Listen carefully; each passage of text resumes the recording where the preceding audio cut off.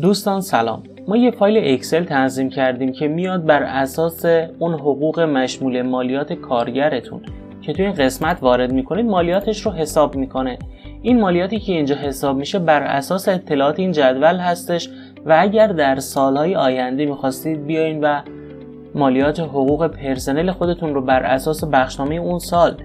بیاین و محاسبه کنید، فقط لازم اطلاعات بخشنامه اون سال رو بیاین و اینجا وارد کنید تا مالیاتش رو دقیق محاسبه کنه. ضمناً ما یه بخش دیگه‌ای هم به این فایل اکسل اضافه کردیم که اگر روی این آیکون کلیک کنید میاد اینجا لیست